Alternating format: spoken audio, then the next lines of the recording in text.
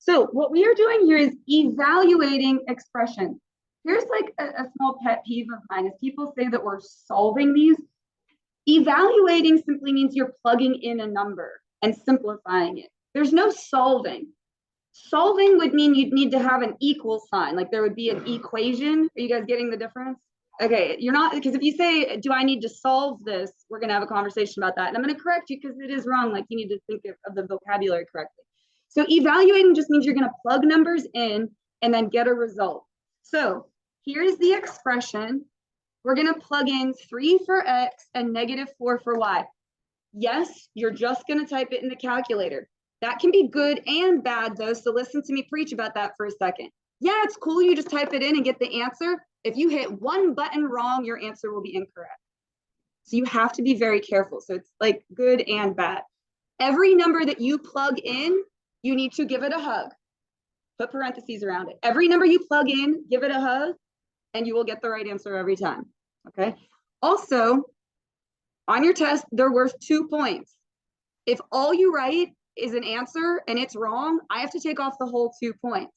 If you show me what you plugged in and you type it in the calculator wrong, I can at least give you 1 out of the 2. I can give you partial credit, okay? So make sure you do write down what you're plugging in. So if we're plugging in 3 for X, it will be 3 to the third minus, and then we have 5 times Y squared. In place of Y, we're gonna put the -4. That is what you should write on your paper. And then we're gonna put that into the Desmos calculator. Now I think I can make that show up on the recording here if I share my screen. Okay, so here is the Desmos calculator. I'm just gonna type in exactly what I had on my paper. So 3 to the third power.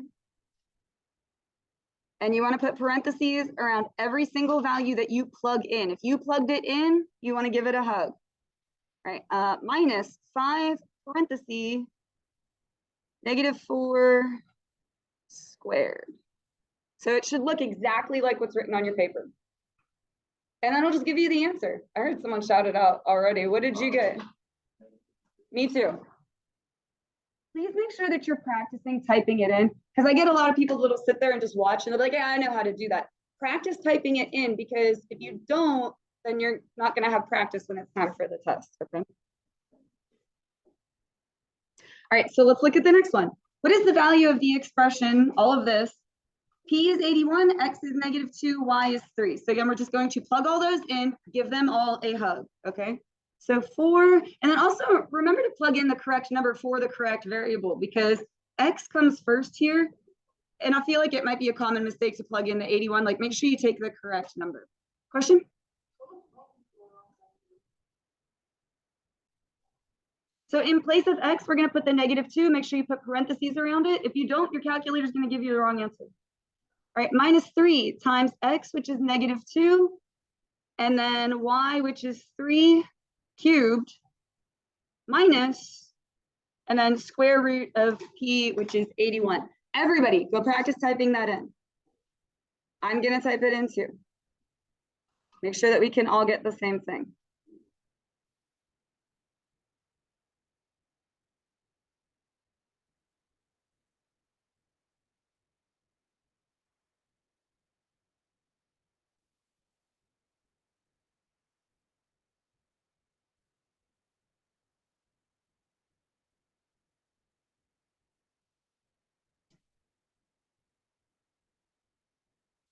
So it should look identical to what's on your paper. Like just parentheses and all, and it will literally just spit out the answer at you. Did you get 169?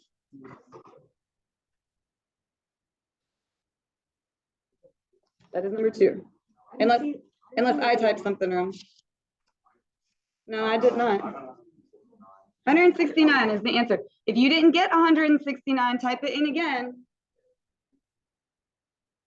Every number you plug in needs parentheses around it.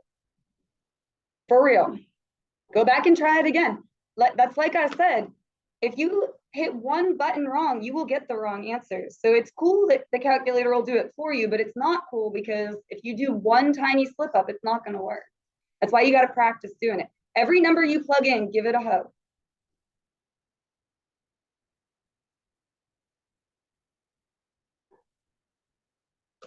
And also, like I said, make sure you write this on your paper. Because if all you put's a number and it's wrong, I'm going to have to take off all the points. I won't be able to give you partial credit. All right, number 3, what is the value of all this mess? And then these are the numbers that we're going to plug in. This one's multiple choice, so we get this here. Still write your work. All right, it's going to be 5 to the second minus cube root of 343. And then all of that is over 3 times 3. Let me go back over to the calculator. And actually, you guys are probably more familiar with Desmos than I am because I usually just use the room calculators. Is there a way to make it do the fraction bar before I start typing stuff in? This one? Oh, over here. Perfect. Thank you. Yeah, this one right here. Okay, so we want to do that, get the fraction bar. All right, so we have 5 squared minus cube root, which is this one. I guess I can type a little 3 in, 343, and then divided by 3 times 3. I got 2.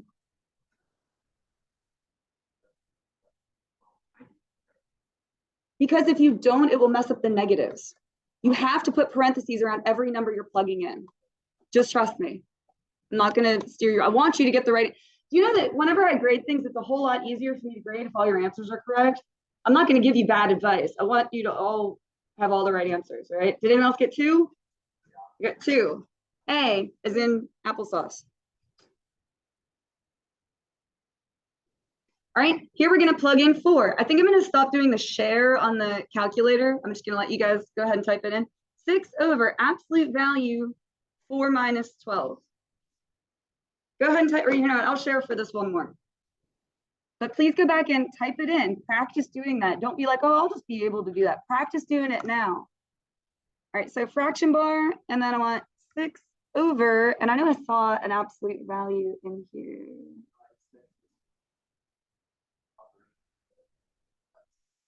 Oh, there it is. Okay, yeah, I knew I saw it. I'm so used to using those. I don't have actually much familiarity with those moves. And it's 12. All right, I got 0.75. Now, we should be able to turn that into a fraction, though. If you just hit this, it'll make it a fraction. Oh, wait, no, I don't want that. That. Okay, there we go. I want the fraction answer pretty please. So 3/4. I would like the fraction. I think fractions are better than decimals because we're eventually going to start talking a lot about slope. So like from that standpoint, it would be like up 3 over 4 kind of thing. And I want you to get used to fractions. So if you wrote 0.75 on a quiz, I would of course give you credit. It's the right answer.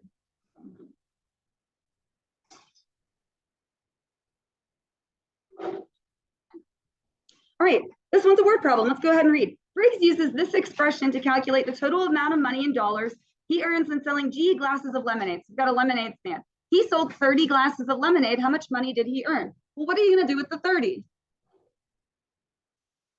Yeah, G is 30. So just like we did on the front page, there's just a story attached to it. So it's going to be 5 times 30, give it a hug, plus 6.25. Go ahead and type that into your Desmos and just make sure you put a dollar sign out front because it's cash money.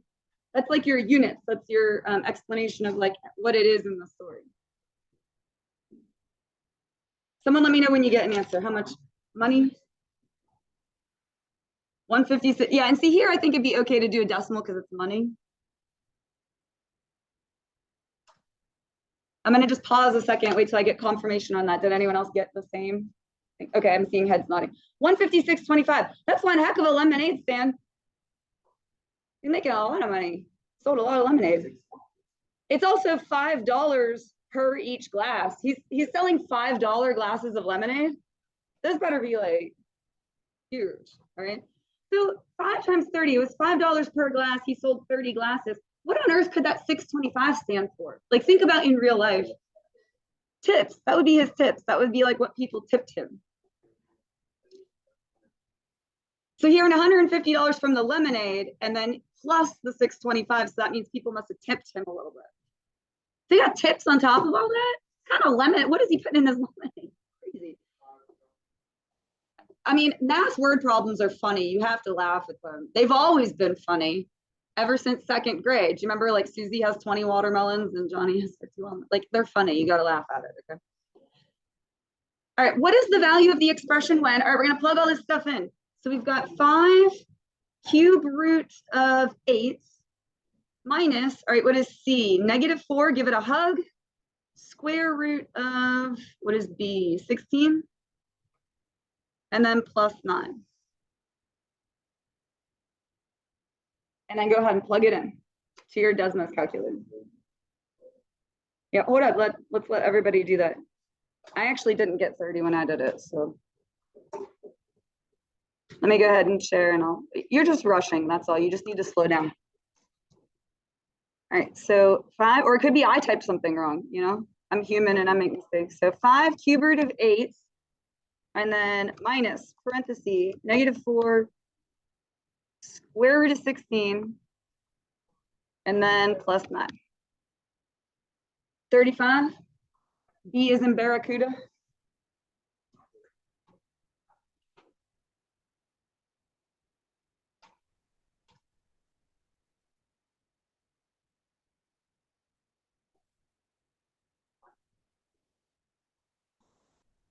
Now you can actually do some of it in your head as well. Like, does anyone know what the square root of 16 is? That's 4. And like, what's going to happen to these negatives? It'll make it addition. So like, if you even wanted to do some of that in your head and then type it in your calculator, simplify it a little bit, you won't have to type quite as much. So there's that too. All right, number 7. What is the value of this expression? X is 12, Y is 3. All right, so absolute value, -12 plus 5 times 3, give the 3 a hug. Whatever value you're plugging in, give it a hug, plus square root of 12 times 3. Now again, you can do a bit of that in your head if you want. You don't have to, it's just that's a lot to type. So if you simplify it a little bit, like using your brain, you won't have to type quite as much. For example, what's 12 times 3? Do you guys know 12 times 3? I don't know how far up you did your times to. 36. And what's your square root of 36? Is 6. So like when you type it in your calculator, if you just wanted to put plus 6, it's not quite as much that you have to type. But everyone go ahead and type that in. Let me know when you get an answer. We'll just all make sure we got the same thing.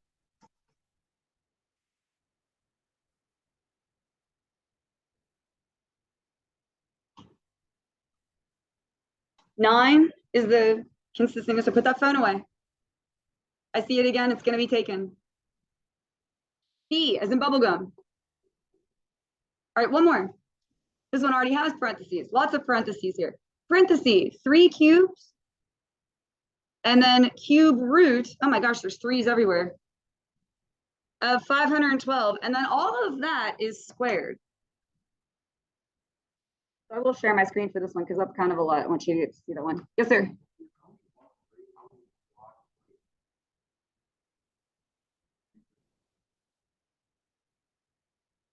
Oh, I wrote it wrong. I'm sorry.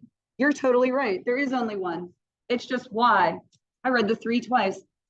I apologize. Take 2. Thank you for looking after me.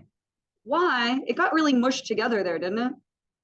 Y is 3, and then cube root of 512. I apologize. It's still a lot, but not quite as bad as I thought it was. Yes, ma'am.